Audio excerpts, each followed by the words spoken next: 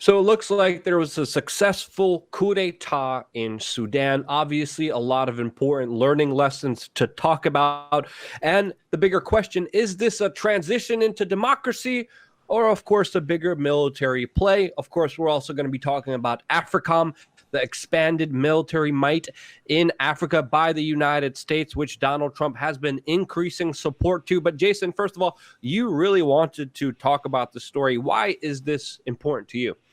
Well, I think it's really important because you had a leader, a dictator, a non royal dictator, by the way, that was in power for almost 30 years. He actually takes over in a military coup in 1989. And although it's largely been hidden in our media, there have been months and months of very, very real protests on the streets and violent clashes with the military. So it's just very surprising to me, a president who worked with our military, I believe all the way back in 2012, possibly, with AFRICOM, actually all the way back in 2009, excuse me, with the Obama administration to bring in our military and our forces, again, to go after Al-Qaeda and Al-Qaeda-like elements. For this man now to, I would think, gone out of, our favor for this to happen. This was a violent coup. They went to this man's home. They went to military bases. When they went on the news here, this is the new defense minister, and I would assume the leader for now, as they are declaring a state of an emergency before they're able to renegotiate how the government is going to start up. Awad Aben Off. Will this be the new leader, Luke? Well, people are saying that this is going to lead to a bigger violent situation as we're seeing demonstrators reject the kind of military plan here. And it is the military driving this transition. And historically speaking, when the military gets involved here, the military only knows how to do one thing. It's pretty much kill people, and that's why they're saying that there's going to be an emergency state of emergency put in place for 3 months, and that that the military is going to see a quote 2-year transitional period, which are going to be followed by elections. Now, of course, a lot of things are being promised here, but even from my own reporting on the ground in Zimbabwe, I could tell you a lot of promises are being made by a lot of the bigger revolutions and transitions that happen that sadly take not only just a very, very long time to do, but many times don't happen. There's a lot of broken promises in Africa with a lot of their leadership, and I think that's an understatement.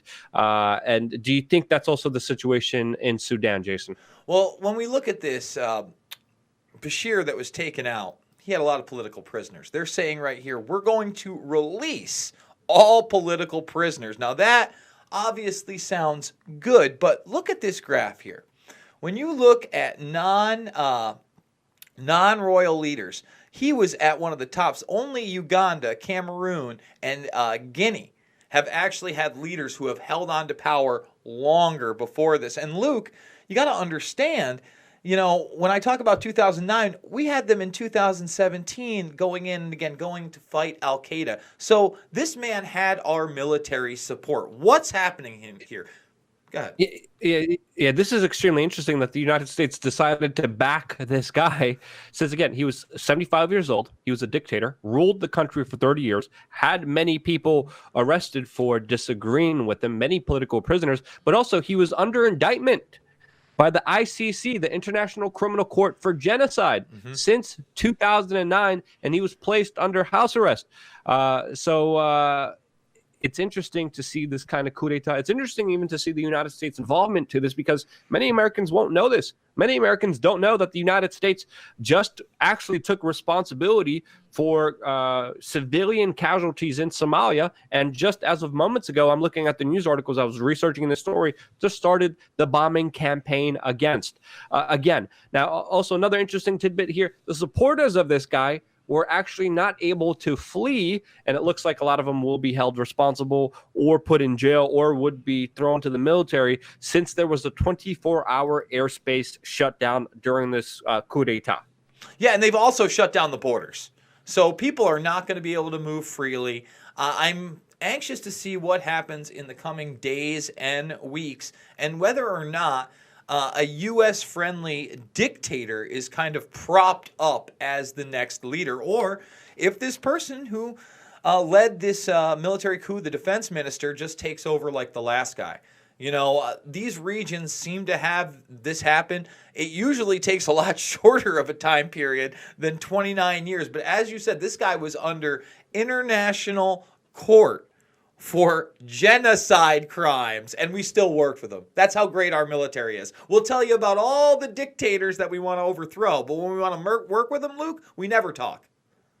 Well, let's speak about the truth here about what's happening in Africa right now, because really what we're seeing is the colonization 2.0. It's predominantly being done by China, who, of course, is coming through Africa with economic agreements, economic measures, pretty much giving out loans, pretty much building up infrastructure and creating deals that will secure their economic future with resources.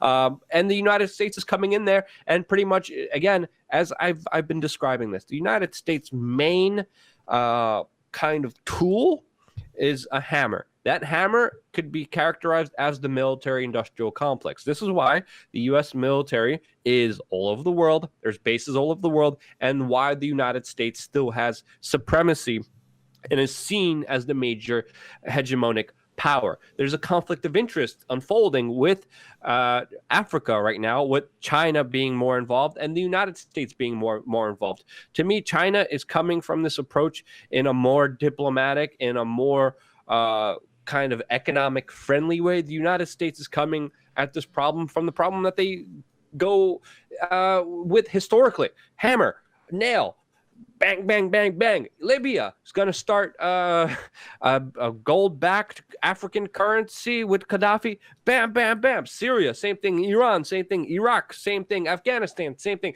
We're seeing whenever the United States hegemony gets threatened, they, of course, clamor to this, but there should be a bigger conversation about their involvement in Africa, which is expanding, by the way, because, again, it's all about military instead of strategic, diplomatic, economic agreements that could work in the benefit of both countries. But no one wants to talk about that. Let's just see everything as a nail and hammer it down. And to me, that is the wrong approach. And it's something that should be sparked as a bigger conversation, and why this topic is so important. Anything else you want to say, Jason? I just want to remind everybody, this is the military conflict that the majority of Americans don't even realize that we're in.